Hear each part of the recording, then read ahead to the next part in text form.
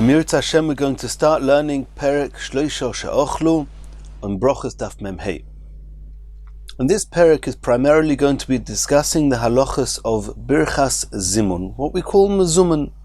When three people eat together or more, then instead of everybody saying Birchas Hamazon on their own, they group together and they declare at the beginning that we are all together, Nevorich in plural form. We're going to together praise Hashem and say Birchas Hamazon. And that's irrespective of whether everyone is going to say the Birchas Hamazon on their own or not. There's the introduction of we are doing this together, that is the Birchas Zimun.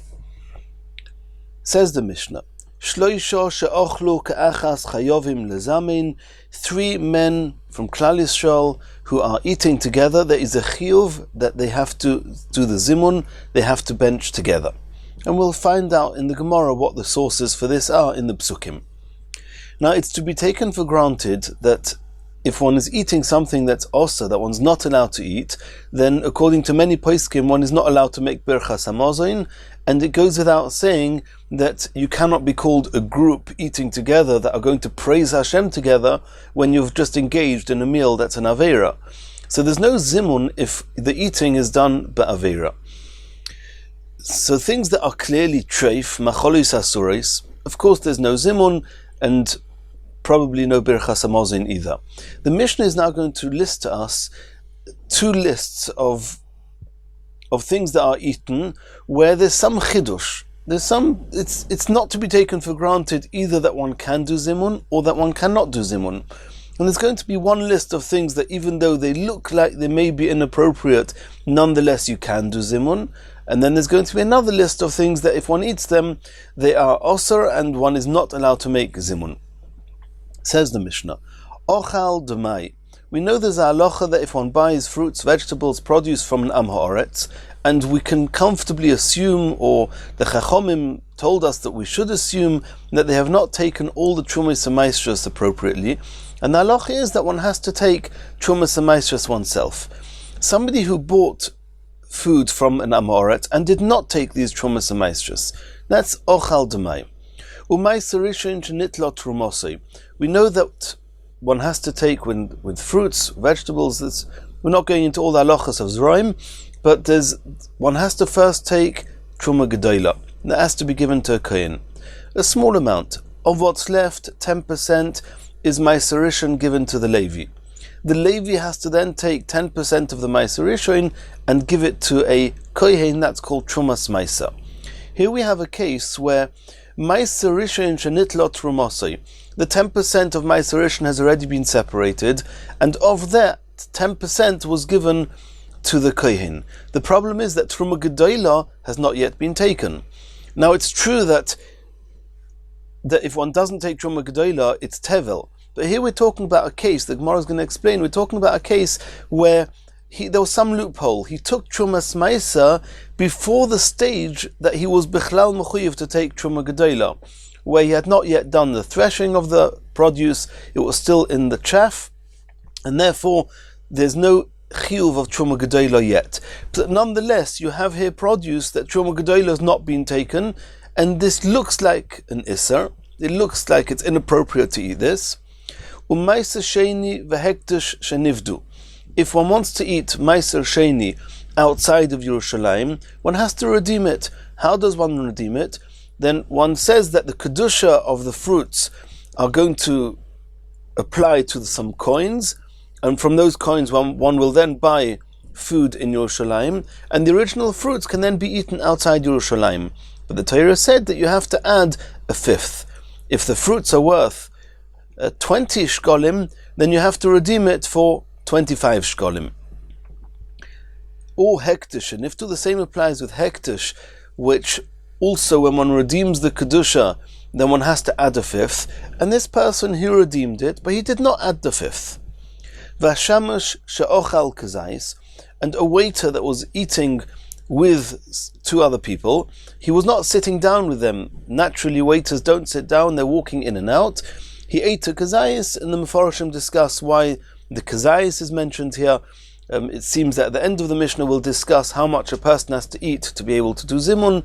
And the Mefarshim discussed that, but either way, this waiter, he's not really part of the group, so I may have thought that he cannot do zimun with them. Vahakuti, and the Kutim were these questionable group of people that annexed themselves to Klal Yisrael and kept some of the mitzvahs, and for a certain amount of time they were considered as part of Klal Yisrael, until it became apparent that they were idol worshippers, and then the Chachamim said that they have the halachas of Goyim, and we don't consider them as Yisrael Bechlal. But there was a stage where they were annexed onto Klal Yisrael.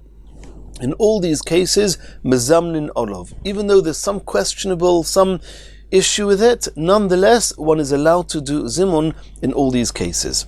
However, says the Mishnah, ochal tevel, if one eats tevel, which is food that has not been taken trumas amaishes, or meiser rishon sheloinit lo trumosoi, or somebody who has meiser rishon and did not take the 10% and give it to the kohen, u'meiser sheni v'hektish sheloiniftu, or in the case of meiser sheni and hektish, where one did not redeem it bechlal and one ate it outside the parameters of Yerushalayim, v'hashemesh she'ochlu pochis mikazayis, or the weight of the shamash that ate too little, he didn't eat a kazayis, v'anochri, or a Gentile, a goy, ein mezamnin olov, one, in those cases there is no zimun. Continues the Mishnah, noshim va'avodim uktanim ein mezamnin aleihem. If one of the three, the Mishnah started saying, shloisha she'ochlu ka'achas, if one of the three was either a woman, or a slave, or a minor, ein mezamnin aleihem, they cannot join in for zimun. Says the Mishnah, ad kamo mezamnin, how much does a person have to eat to be able to do zimun? And here there's a question, does it mean that you can join zimun? Or does everybody agree that to join zimun, a kazayis is enough? And the question here is, in order to say the zimun, how much do you have to have eaten? Ad kazayis, the Tanakama say a kazayis of bread. Rabbi Yehuda Omer ad kabeitza, Rabbi Yehuda says that the bread has to be the size of an egg, which is more than that of a kazayis. Says the Gemara, Mino hanimili. What's the source that three people together they bench zimun? There's some virtue of three people together making a bracha, blessing and praising Hashem. Omer b'asi de Omer kro. It says in the pasuk in Tehillim, Gadlu Lashem iti. Let's speak about the gadlus of Hashem. Gadlu in plural tense. You too should be megadl, should greaten Hashem's name, iti, with me, being the third one. So you see that when it comes to praising Hashem, there's a virtue of three. We will greaten Hashem's name, we will glorify Hashem's name together. Rebbe Vohu Omar, Rebbe Vohu brings a different pasuk in the Chumash, Kishem Hashem ekro.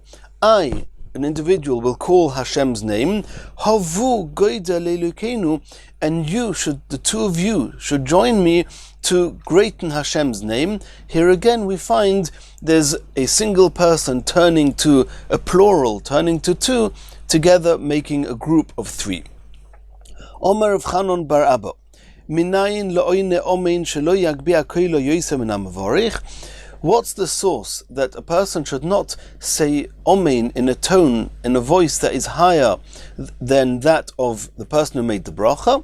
Shenemar, as it says, Gadlu Lashem, when we're saying omein, which is when we glorify Hashem's name, iti. You too, when you say omein to my bracha, it should be together with me. A togetherness means that you should do it in the same volume of tone and not to say the omein louder than my bracha,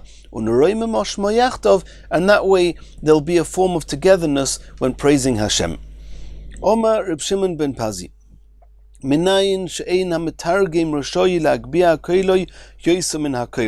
was common practice that there would be somebody who would read in the Torah, and then there would be a translator that would translate the psukim to the language of the people. So the Gemara says, Reb Shimon ben Pazi says, what's the source that the translator should not raise his voice higher than the one reading in the Torah? Shenemar Moshe Yedabir, Moshe was speaking, Ve'elokim ya'anenu b'koil, and Hashem was responding to Moshe with a voice. She'ein Talmud leimar b'koil, Why does the pasuk have to say Hashem responded with a voice? Of course he responded with a voice. It would be enough if the pasuk just said, Hashem ya'anenu. The Hashem Elukim ya'anenu, Hashem responded. What's the extra word b'koil teaching us? Uma Talmud loymar b'koil, b'koilo shel Moshe. Hashem spoke in the same volume of tone as Moshe Rabbeinu. Now, of course, no one should think that Moshe was reading and Hashem was translating. No, it's the other way around. It's Hashem, so to speak, was reading, and Moshe, so to speak, was the translator. He was giving it over to Klal Yisrael. And that's how we're going to come on to the next brayso, who's going to make seder with that. Tanya Namiyachi, Eina metargim roshoyi lagbia koilo yoyse min hakoira. The translator should not raise his voice more than that of the person reading. In the event that the translator's voice is limited, he cannot raise his voice beyond a certain point, in that case, Keneged HaKoira, to be similar to the voice of the one reading, then the one who's reading should lower his voice in order that it should be on the same volume as the one translating. Of course, if Hashem would speak in the loudest voice he could, well, we wouldn't be able to hear it, but certainly Moshe Rabbeinu would not be able to translate it on that same volume. And therefore, when it says Hashem answered and spoke to Moshe on Moshe's voice, on the same level as Moshe, it's because Moshe could not raise his voice beyond what was humanly possible for Moshe, and Hashem came towards him and spoke on the same tone. So you see that the reader and the translator should be speaking on the same tone. Says the Gemara, Itmar, Shnayim she'ochlu ka'achas. What happens if two people are eating together? Now, if three people are eating together, we saw explicitly in the Mishnah, chayovin lezamin. There is a chiyuv to bench zimun. Whatever zimun is, we'll soon see in the Gemara. We have to bench zimun. If two people eat, it's clear there is no chiyuv lezamin. They are not mechuyev, they do not have to say zimun. Are they allowed to say zimun? So, pligi, there was a machlokas Rav and Rabbi Yechanan. Chad Omar, one of the two, and on Amud Beis we'll see which one it was. One of them says, Imrotzu lezamin mezamnin. You're not mechuyev to do zimun. You want to do zimun? Go ahead and do zimun. Chad Omar, and the other one says, Imrotzu lezamin ein mezamnin. Zimun is only appropriate when there's three together. When there's less than three, then you're not a group, and since you're not recognized as a group, zimun is inappropriate. Tanan, we saw in our Mishnah, we're going to try and bring proof from our Mishnah to this discussion. If three are eating together, they are obliged to do zimun. So you see that three of them are mechuyev in zimun and two are not. So you see from here that two don't do zimun. Says the Gemara, Hosam Chayva. The Mishnah is explicitly talking about when there's a chiyuv to do zimun, and there the chiyuv only applies to three, not to two. Hocha, in the discussion here, Rishus, we're discussing on whether they're allowed to do zimun. And the Mefarshim here discuss what was the havamin of the Gemara to try and bring proof from this Mishnah. We know that the chiyuv is three, and we know the discussion is Rishus with two, and the Mishnah says explicitly chayovin. Why did you try and bring proof from the Mishnah just in order to refute it in this way? Continues the Gemara, we're going to try and bring proof to this question from a different brayso. Toshema shloisha she'ochlu ka'achas chayovin lezamin. If three were eating together, there's a chiyuv for them to do zimun, ve'ein roshoin lechalek, and they're not allowed to split up into a smaller group than three, which means two of them on their own are not allowed to bench on their own. Shloisha in, shnayim loy. So you see here clearly that you are only allowed to do zimun when you have three. In the event that even doing two, you're allowed to do zimun, then what's wrong if they split up? The two that are left together, they can do zimun. They haven't lost anything. That's how Rashi explains the raya of the Gemara. And the truth is, Tosfos asks straight away that very good that in the event that two are allowed to do zimun, that you haven't affected the two, but why don't you explain the brayso that chayovin lezamin and they're not allowed to split up because of the number three? The third person, he's not got two, he's not doing zimun, he's not allowed to destroy his own zimun, and they are not allowed to rob him of his zimun either. So maybe that's why they have to do zimun. but not to suggest that if there was two lekatchila, that they are not allowed to, that they are or are not allowed to do zimun. And Tosfos actually says that the Toshima here is not a brisa in the text that we have here. Tosfos in the Dibra Maschil, you see, was geirus that the Gemara is actually bringing proof from a Mishnah on Daf Nun Amud Aleph, and the Mishnah there continues and says that if you have four eating together, also they should not split up. And that's where this Gemara is bringing proof from. In the event that two can do zimun, then if you had four, why does the Mishnah there say they're not allowed to split up? They can split up. There'll be two groups of two. And according to the opinion that two can do zimun, even though they're not mechuyev to do zimun, but they're allowed to do zimun, then why can they not split up and do zimun? And that's the proof of the Gemara. Says the Gemara, no, there's no proof from this brisa or Mishnah. Shani Hasam Dekov'u Luhu Chayva Me'ikara. Since when they started eating, there were a group of three, and three are mechuyev in zimun, then even in the event that had they been two, they would be allowed to do zimun, that's not a chayv, it's just a reshus. And now for them to split up, and to, as we saw in Tosfos, for example, you had four, and four, which is more than three, there's a chiyuv of zimun. If they're going to split up and have two groups of two, they're allowed to do zimun. But the zimun they're going to do is a zimun of reshus, and they're not allowed to be mafkia, they're not allowed to lose and rob themselves of the zimun of chiyuv in order to have a zimun of reshus. So you can't bring proof from there to what the halacha is with two initially. Says the Gemara, we'll try and bring proof from another brisa. Toshima Hashamish Shahoyom Meshamish al Hashnaim. If you have a waiter that was serving two people, we can assume that the people that are paying the waiter, they're okay and they want him to join with them in order to have a zimun. Even though they did not explicitly tell the waiter, come eat with us, we can take it for granted that they want him to eat with them. If this waiter was serving three people, he's not allowed to join them in their meal, unless they gave him explicit permission to eat with them. So what do you see from here? Why, if there's only two people and the waiter, can we take it for granted that the people want the waiter to join? Because they need a zimun. They want him to join for zimun. But if there were three without him, they don't need him for zimun. So unless they invite him, we cannot take it for granted that they want him to join. So you see clearly that having two is not enough.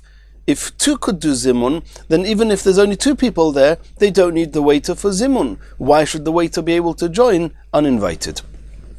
Says the Gemara there also, it's no proof. Shani Hasam Denichelahu Lemikvelahu B'chayva. It could be that even if they were just two, they were allowed to do zimun, but they wanted to have the chiyuv of zimun, which is a much more higher level of zimun. And therefore we can assume that they want this chiyuv, and therefore they allow him to eat, even though they didn't explicitly invite him. But we still do not have any proof, one way or another, whether two people on their own can do zimun. So we're going to try and bring another raya. Tashema, we learnt in the brisa, noshim mezamnois la'atzmon. Even though we saw in the Mishnah that noshim, avodim and ktanim, cannot be mitztarif, they cannot be one of the group of zimun, but if there's a group of noshim, they are allowed to do zimun on their own. Va'avodim mezamnin la'atzmon. If you have a whole group of avodim, three avodim, they can also do zimun. Noshim v'avodim uktanim, if you have a group of also noshim, also avodim, also ktanim, imratzu lezamin, ein mezamnin. They're not allowed to form a group in order to do zimun. Says the Gemara, v'hameo noshi katrei gavra damyon. It's clear to us that even if you have 100 women, there's no chiyuv for them to do zimun. There's no choivas zimun like we saw in the Mishnah. That does not apply to women. Nonetheless, if they want to do zimun, they're allowed to do zimun, like we just saw in the brisa. Noshim mezamnois la'atzmon. So the Gemara says a group of women who are not mechuyev, well, that's as good as two men who are also not mechuyev. Uktoni, and we see noshim mezamnois la'atzmon, v'avodim mezamnin la'atzmon, and we see that even though they're not mechuyev in zimun, they're allowed to do zimun. So we can assume that two men, even though they're not mechuyev in zimun, they're allowed to do zimun. Says the Gemara, no. Shani hosom deikadeus.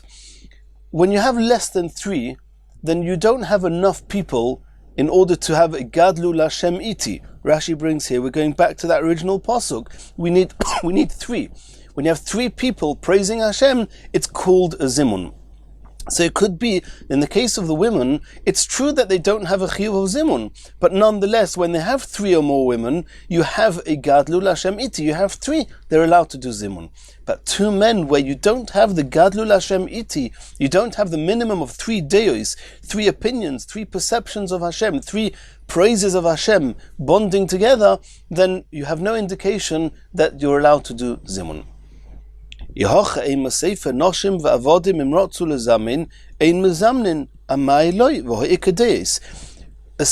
we know that the main indicator, what allows us to do zimun, is that you have 3 people, each one with their own mind. And that includes noshim, proof being that when you have 3 or more women, they can do their own zimun. It includes avodim, proof being if you have 3 or more avodim, they can do their own zimun.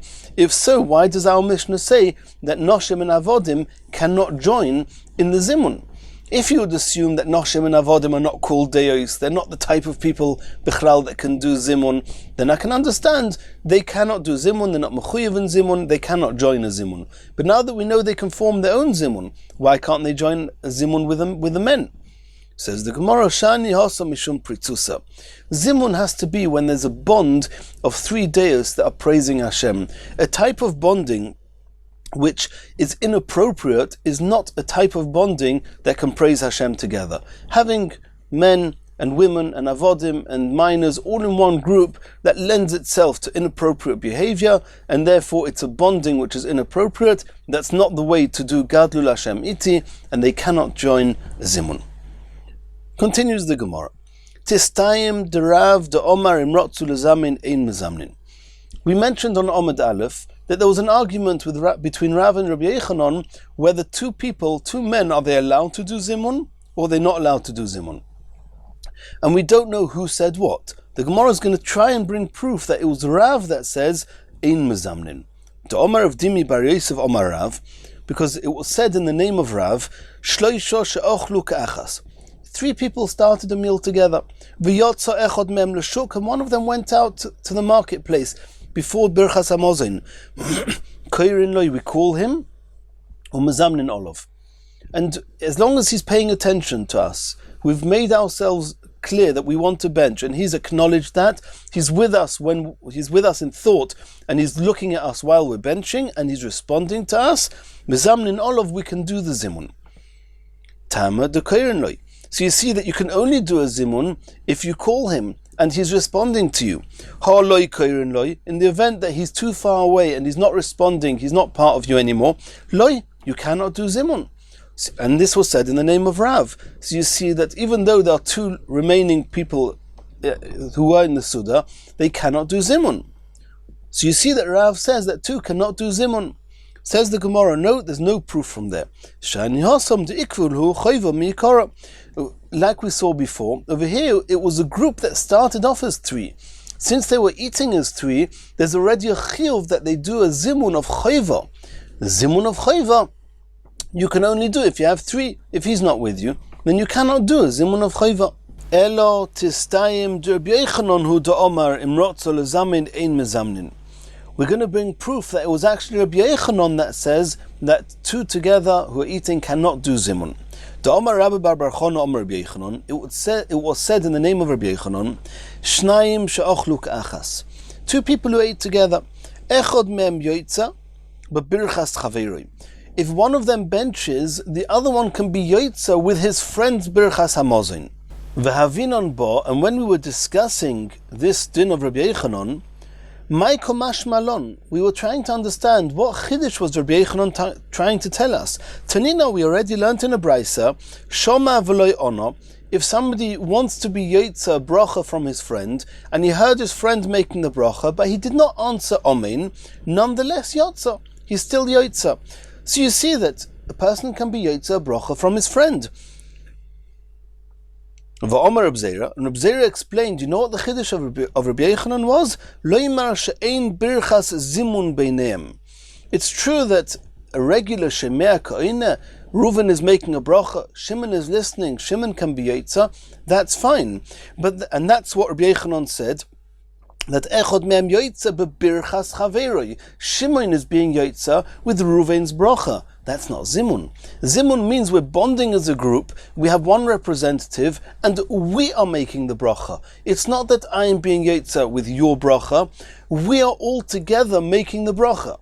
You happen to be verbalizing it, but Zimun connects us that we're all making a collective bracha, not that I'm being Yotza your bracha. That's how Rashi explains this.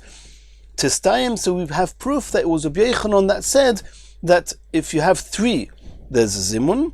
If you have 2, you cannot do zimun.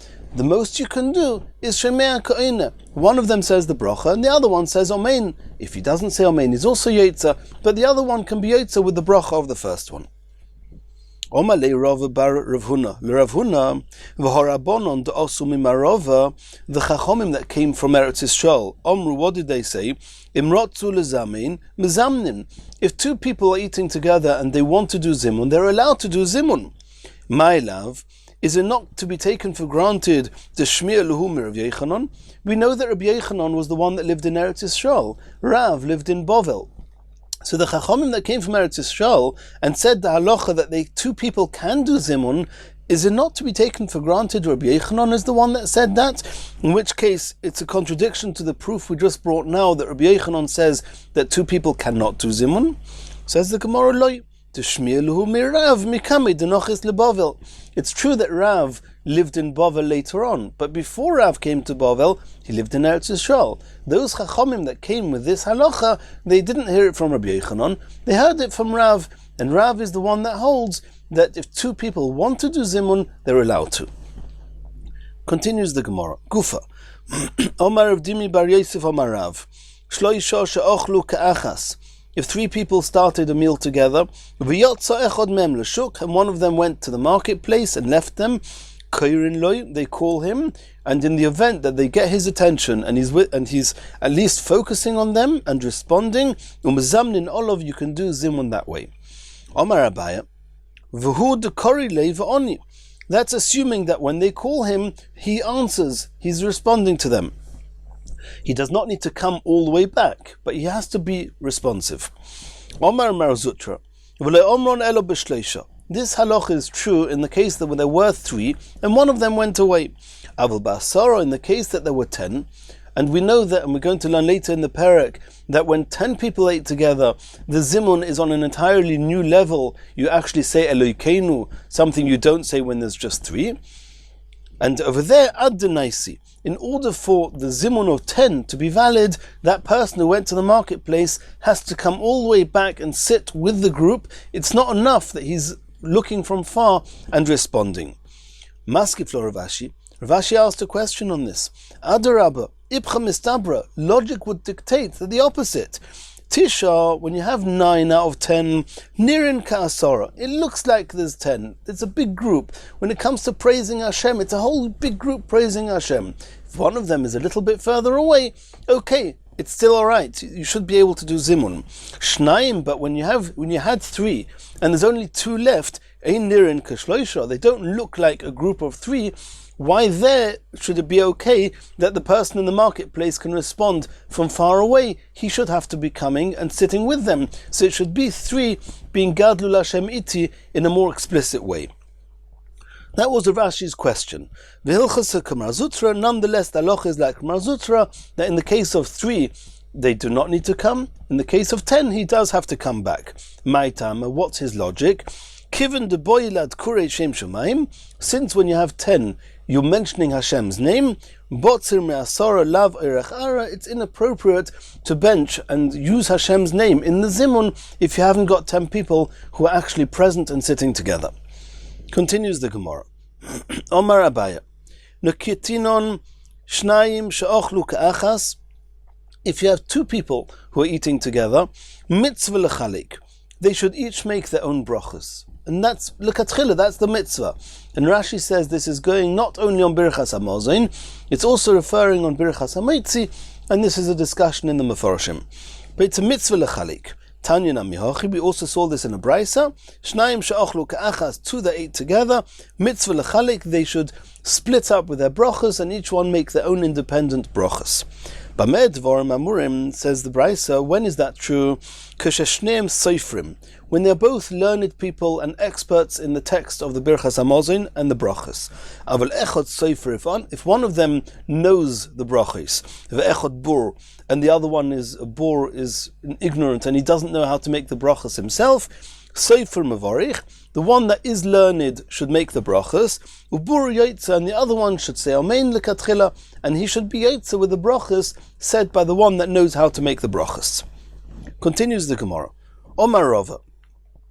Ha milsa amrita ano. The halacha we're about to discuss, I said it. V'itz amra nishmeid Rab Zera, and in Eretz Yisrael it was said, the same halacha was said in the name of Rab Zera, who also agreed with me, kavosi, like me, that what? Shloisho she'ochlu ka'achas. If you have three people that ate together, echod mafsik l'shnayim. If two of them have already finished eating, and they are ready to bench zimun, and one of them is still in the middle of eating, it's a derech eretz. It's appropriate behavior that the one should wait a minute, let them bench zimun, and then that one wants to carry on eating afterwards, he can carry on eating if he wants. V'ein shnayim mafsikin le'echod. But if only one of them are finished, then the other two do not need to stop in the middle of their meal in order to allow that one to do zimun. Asks the Gemara v'loi, v'harav papa ifsiklei le'abba marbere ihu v'chad. There were three people who were eating together. Rav Papa and Abba Mar, that was the name of his son. We know this, that his name was Abba Mori, as we say in the Hadron. So Rav Papa was eating with Abba Mori, his son, and with somebody else.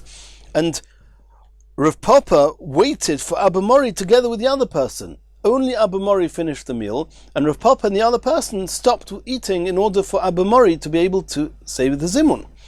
Says the Gemara, Shani Rav Papa de lifnim mishur sadin hu da'avad.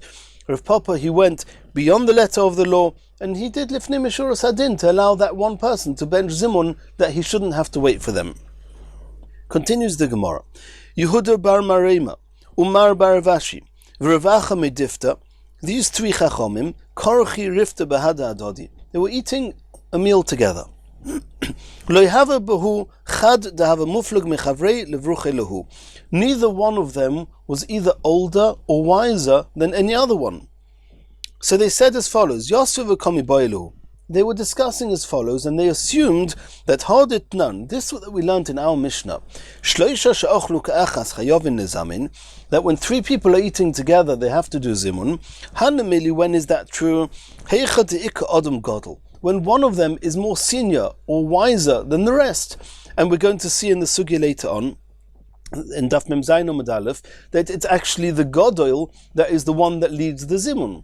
But in this case, in the case that we're all equal, chiluk brachis odif, it's better that each one makes their own brachas, and that way you have three benchings instead of just one benching.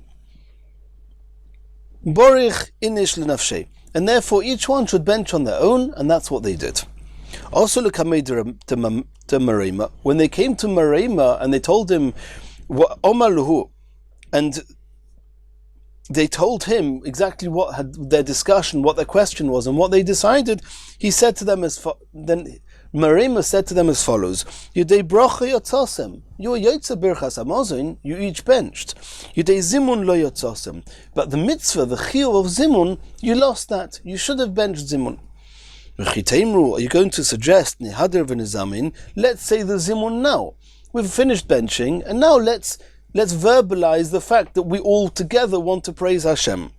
Says the Gemara, Ein zimun lemafreya. Zimun is a hakdama. It's something you do before Birchas Hamazon that takes Birchas Hamazon to a new level.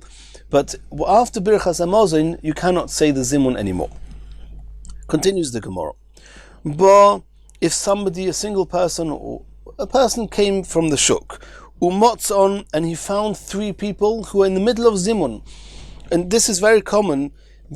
For example, when you go to a chasna and you get to the chasna just when they're about to say Birchas Hamazon, you haven't eaten, you can't bench Birchas Hazimun with them, but they're all saying Zimun. how are we supposed to respond?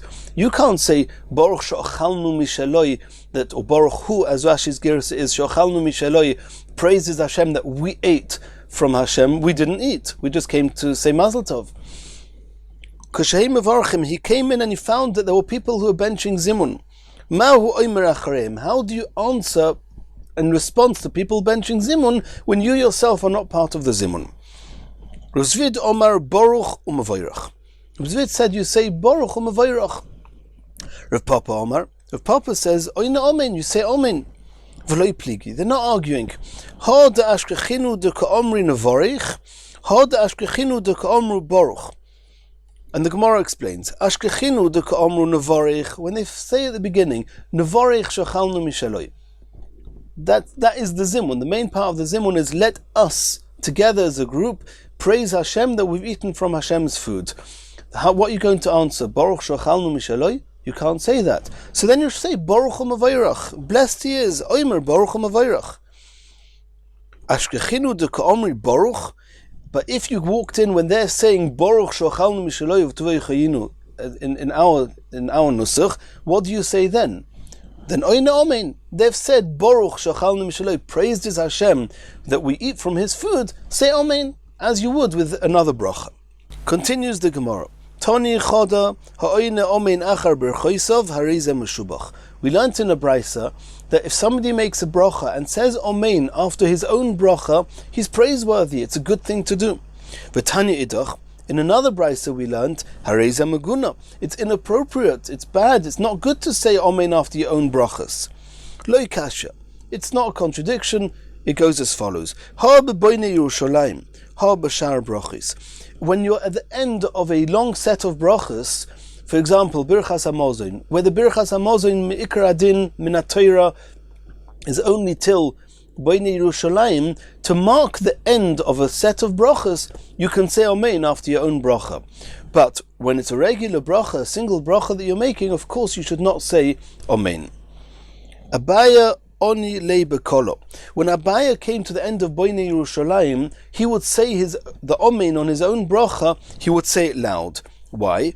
The workers there that are being paid for their time or for their work, they're not allowed to spend any extra time doing other than working for their masters. They're being paid. So whilst you're saying Birchas HaMazon, you're not allowed to do your work. But now that you've finished the Ikar Adin of Birchas HaMazon, the bracha of Atov HaMeitiv is midrabanon. We're going to see in the Gemara when that was instituted, but it's only midrabanon. So Abaya wanted all the Poyalim, the workers, to know that's it. You get to the end of B'nai Yerushalayim, go straight back to work and do not say the next bracha. V'likumu, in order that the workers should stand up. Why? Because the fourth bracha of Atov HaMeitiv is not a chiyuv min HaTorah, and therefore it's not enough reason for the Poyalim to continue sitting there and not going back to work. Rav Ashi oni le belechisha. Rav Ashi made sure to say the Amen quietly, in order that these workers or other people listening should not be mezalzel, disregard the fourth bracha. The fourth bracha is a very important bracha which the Chachamim said you have to say. It's true that workers are allowed to stop after B'nai Yerushalayim and go back to work. They have no choice. But in order that it shouldn't be a zilzal in that last bracha, he didn't say the Amen as if to publicly tell everybody, that's it, the main part of Birchas HaMazon is over, and whatever is said after this is not really important. No, it's very important, it's a chiyuv midrabanon. He said it quietly because the halacha is that at the end of a group of brachas, you say Amen. And Rashi brings other examples where you have a group of brachas that at the end of them, a person says Amen even to his own bracha. And in the next share we're going to carry on from here.